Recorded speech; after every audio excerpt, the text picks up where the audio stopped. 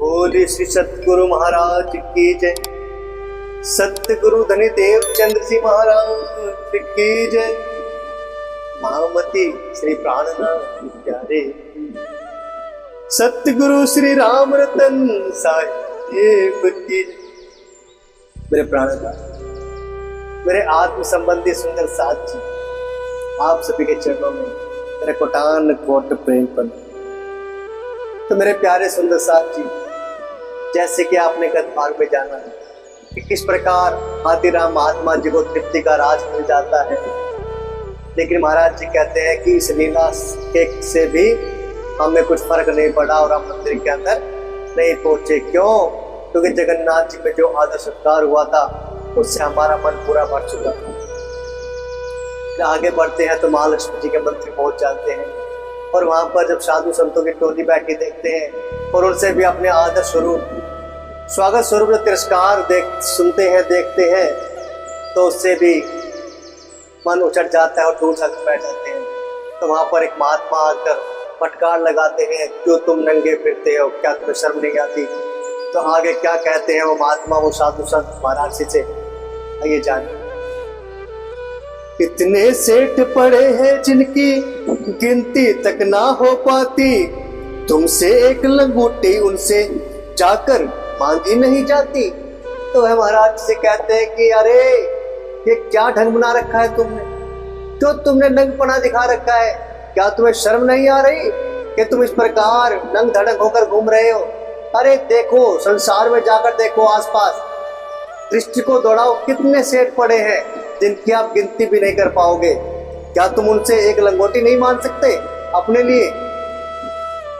हमें डांट फटकार लगाते चले गए बड़बड़ करते, एक शब्द भी उनके आगे अपनी राम नहीं बोले। कहते हैं कि हमें डांट टपट कर बड़बड़ करते हुए, हमें चिल्लाते हुए हमारे ऊपर वह साधु आगे की ओर बढ़ गए, लेकिन हमने उनके सामने, उनके समक्ष एक शब्द भी मुख से नहीं निकाला। पर मन ही मन लगा बोलने, जिसकी खातिर घूम रहा, आंखों वाला है वह तो उसको नहीं दिखता होगा। लेकिन महाराज जी का उद्देश्य उनके हृदय के भीतर स्पष्ट था कि मैं जिसकी खातिर घूम रहा हूं उसे भी तो मेरी चिंता अवश्य होगी, तो मैं क्यों इन साधु संतों की बातों से? अगर मैं परमात्मा की खोज में हूं, उस प्रभु की खोज में हूं, तो उन्हें भी दिखता हो कि मेरी हालत क्या है, मैं किस प्रकार की स्थिति से गुजरता हुआ आगे बढ़ रहा हूं। अरे वो तो आंखों वाला है, उसे भी तो मेरी आंखें हालत दिख रही होगी।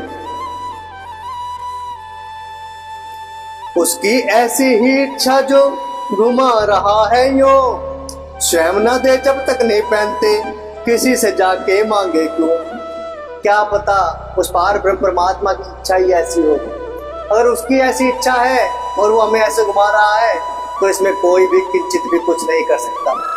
तो फिर हम किसी से आगे, तो हम किसी के आगे हाथ फैलाकर क्यों मांगे? यह उचित नहीं हमारे हिसाब से। उचित यही समझा अपने में और जगह बैठे जाकर, जब दिखेंगे नहीं किसी को, कहे कौन किसको आकर।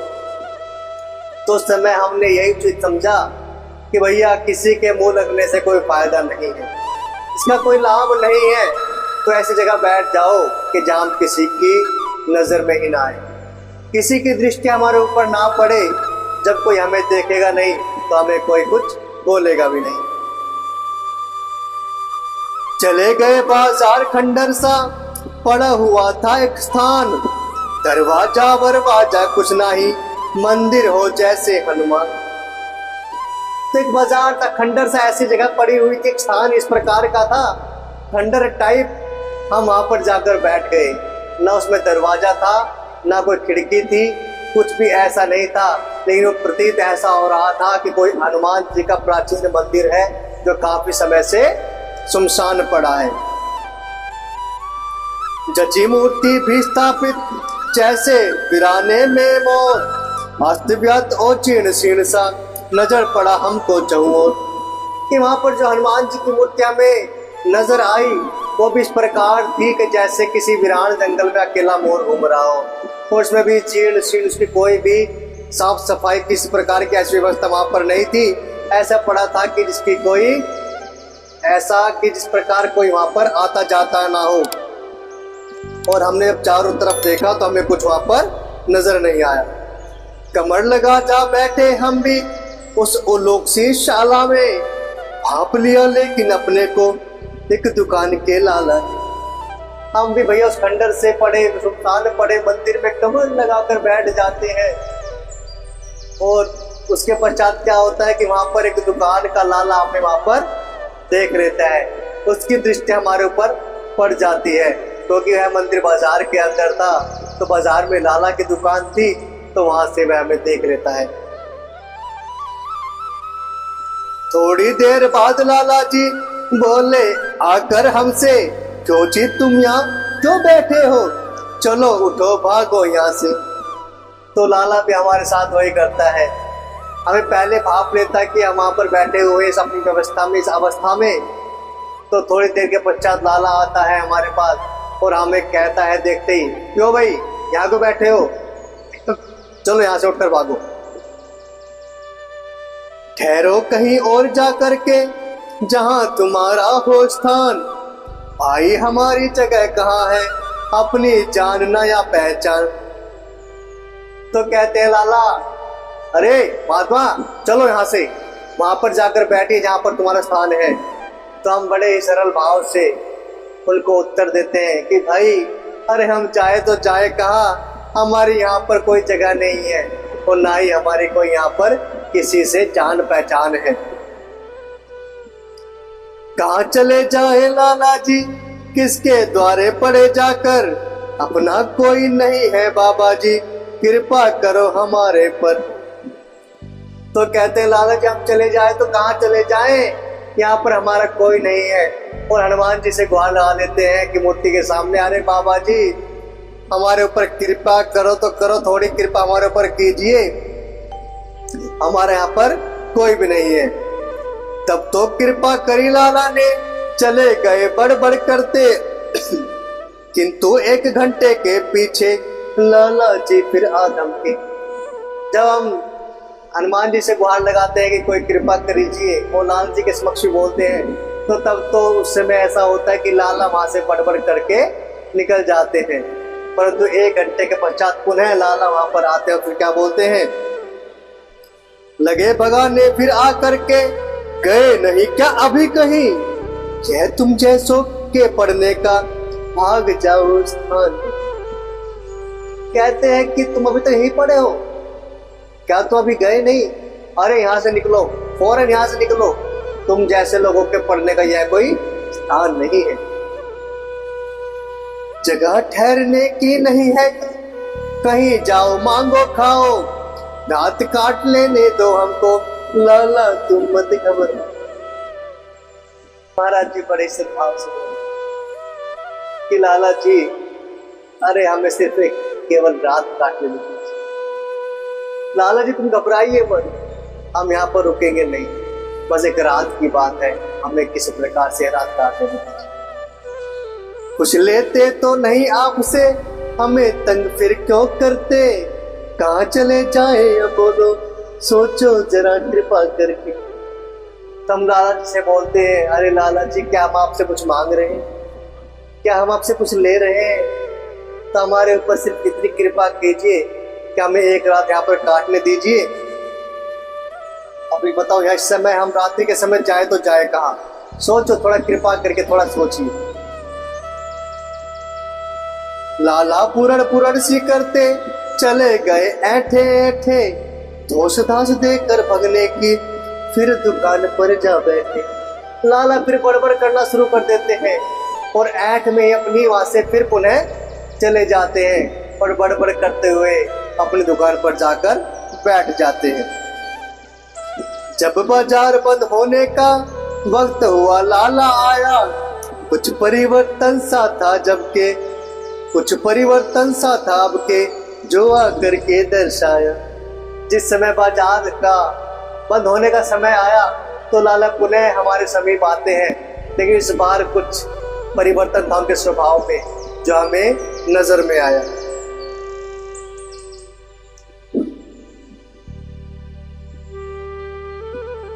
बाबा जी दुकान में आओ, वहीं ठहर जाना अब आप, जाना नहीं नहीं अब हमको मना कर दिया हमने साहब। तो यह लाला कहता है मानो उसके स्वभाव के अंदर इतना तुरंत परिवर्तन आ गया एकदम से कि परमात्मा ने कुछ ऐसी लीला रच दी कि वह लाला आता है और कहता हमारे हमसे, अरे बाबा जी आप एक काम कीजिए, आप फिलहाल कहीं मत जाइए, आप आइए हमारी दुकान में ठहर जाइए।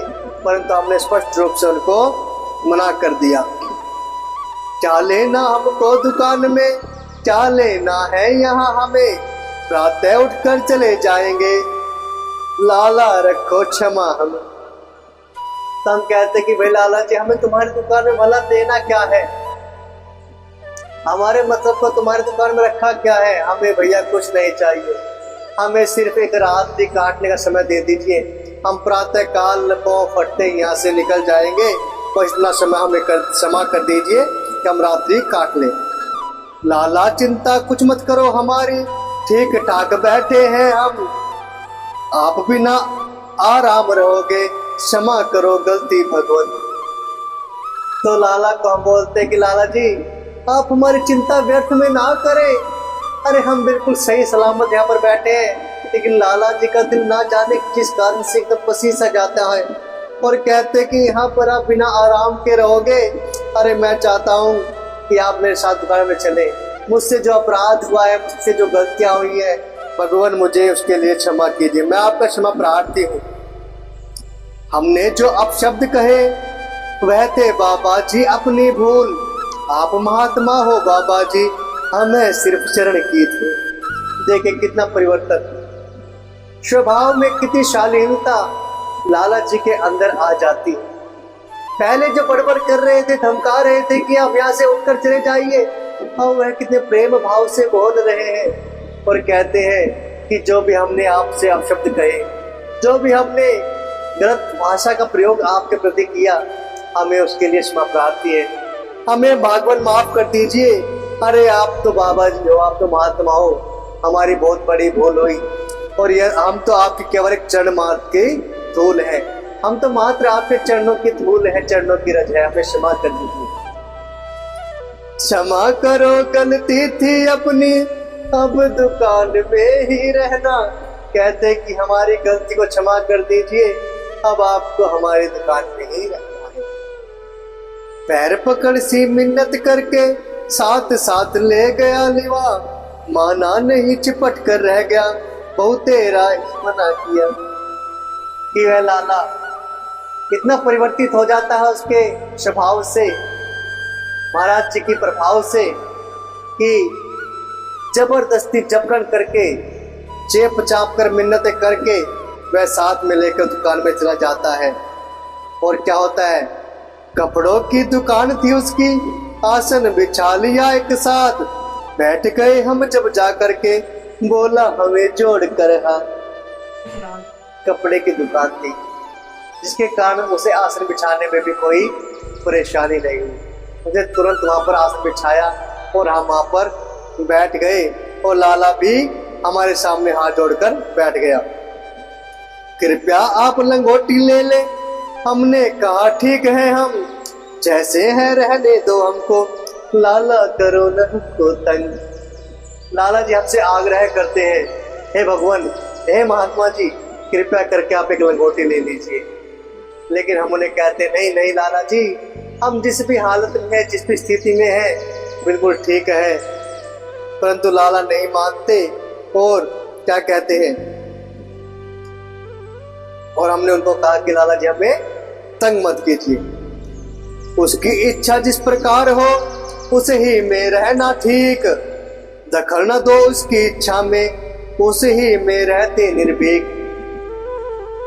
हम कहते लाला से, अरे लाला जी, जैसी इच्छा पार ब्रह्म परमात्मा की इच्छा होगी उसी में रहना हमारे ठीक है, हमें कृपया करके उसकी इच्छा में आप मत पड़िए, उसकी इच्छा के पीछे मत आइए, जैसी में वो रखेगा, जिस स्थिति में वो रखेगा, हमें निर्भीक होके यहाँ पर रहना है।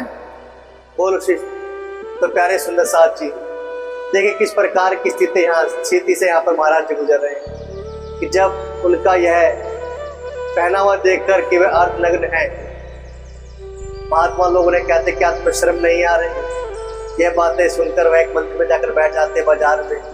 तो फिर लाला उनको डांट डपट कर बोलता है कि यहाँ पे निकल जाइए, परंतु वह कहते कि हमें सिर्फ एक रात रुकने दीजिए। उसके बाद एक ऐसी कृपा होती है पार ब्रह्म परमात्मा की कि लाला के अंदर परिवर्तन आ जाता है। तो लाला स्वयं महाराज जी को लेकर जाते हैं, दुकान में आसन बिछाते हैं, उनको लंगोटी देने की एक इच्छा जाहिर करते हैं। फिर महाराज जी कहते हैं जैसे इस बाहर की इच्छा हमें उसमें रहना ठीक।